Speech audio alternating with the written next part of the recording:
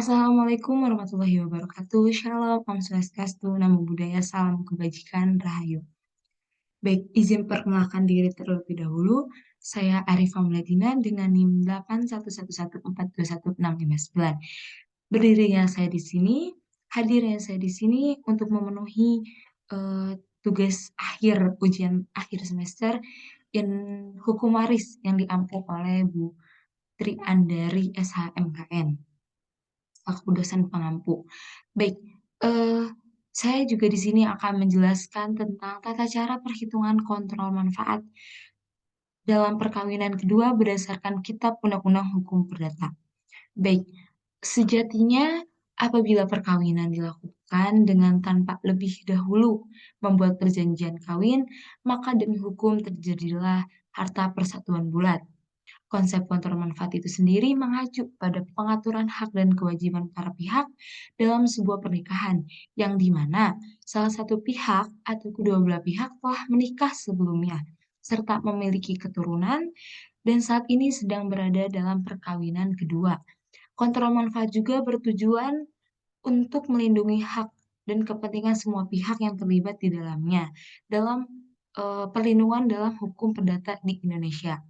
Baik, di sini saya juga akan menjelaskan contoh kasus dan cara menghitung kontrol manfaat dalam perkawinan kedua menurut hukum perdata yang ada di Indonesia. Baik, kita langsung ke slide selanjutnya. Di sini kita memiliki kasus yaitu Saka telah meninggal dan akan mewarisi hartanya kepada seluruh ahli waris yang diketahui bahwa Saka menikah kedua kalinya dengan Iren dan telah dikaruniai satu orang anak bernama Haikal. Dari pernikahan pertama Saka, ia juga memiliki satu orang anak bernama Mina. Di pernikahan antara Saka dengan Iren, mereka melakukan perkawinan pernikahan tanpa terlebih dahulu membuat perjanjian kawin. Maka di sini ada keterangan Saka membawa harta sebesar 24 juta, sedangkan Iren sebesar 6 juta. Maka pertanyaannya adalah, berapakah bagian masing-masing dari ahli waris apabila Saka meninggal? Kita langsung lihat ke slide selanjutnya.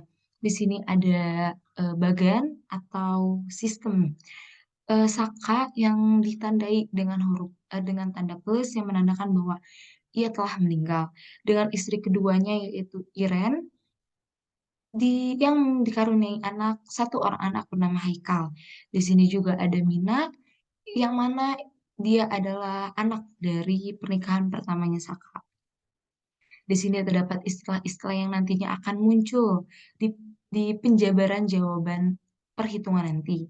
Di sini ada harta bawaan Saka, harta bawaan Iren, harta persatuan, harta untung persatuan, rugi persatuan, bagian waris, harta Saka, harta Iren, harta cuma-cuma Saka, harta cuma-cuma Iren, harta Saka, dan harta Iren. Baik, di sini saya ingin menjelaskan terlebih dahulu bahwa harta cuma-cuma itu harta yang diperoleh bersama tapi menempel pada masing-masing individunya.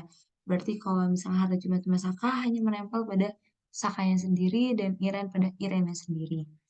Baik, di sini juga ada keterangan bahwa harta bawaan Saka 24 juta, harta bawaan Iren 6 juta, eh, harta peninggalan Saka 60 juta.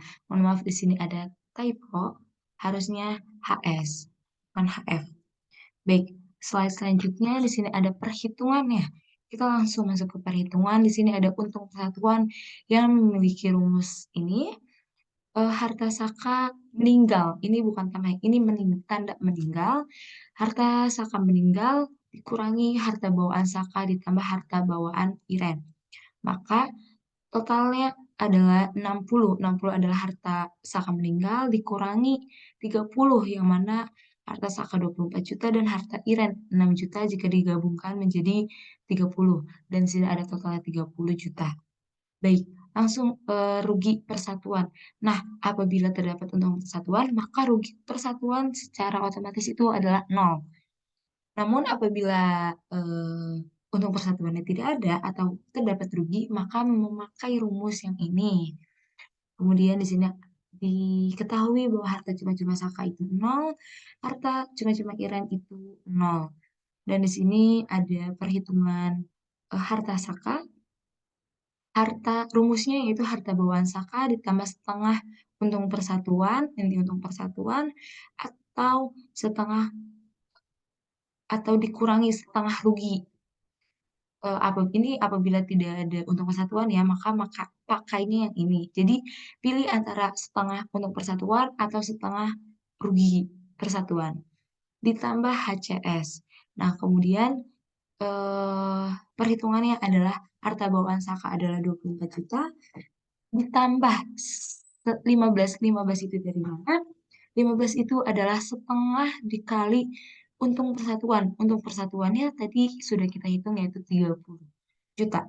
Maka setengah dikali 30 hasilnya adalah 15. Ditambah 0. 0 adalah harta cuma-cuma saka maka totalnya adalah 39. Ingat, pilih ini atau ini. Apabila terdapat untung persatuan, maka pakainya yang setengah kali untung persatuan. Namun apabila adanya diketahui adanya rugi, maka pakainya setengah kali rugi persatuan. Begitu. Kemudian di sini kita masuk ke harta iren. Rumusnya yaitu harta bawaan iren ditambah setengah untung persatuan atau setengah rugi persatuan ditambah harta cuma-cuma iren. Ini rumusnya sama saat mencari harta saka. Kemudian di sini ada harta bawaan iren adalah 6 juta seperti soal di awal, dan 15 itulah setengah dikali untung persatuan. Untung persatuan itu 30 ditambah 0 sama dengan 21 juta. Kemudian di sini kita totalkan eh, harta saka dan harta iren itu harus sama dengan 60 juta. Maka harta saka tadi sudah kita hitung, sudah kita cari yaitu 39 juta, kita masukkan di sini. Dan harta bawaan iren itu 21 juta, kita masukkan ke sini. Dengan totalnya yaitu 60 juta. Baik, selanjutnya di sini ada perhitungan. Mohon maaf sebentar, kita naikkan terlebih dahulu. Apa di sini saja? Ya. Di sini ada harta saka meninggal. Dibagi menjadi dua yaitu eh, harta saka 30 atau setengah kali 30 atau setengah harta iren 30. Iren dan Mina adalah sebagai pemegang harta setengah persatuan.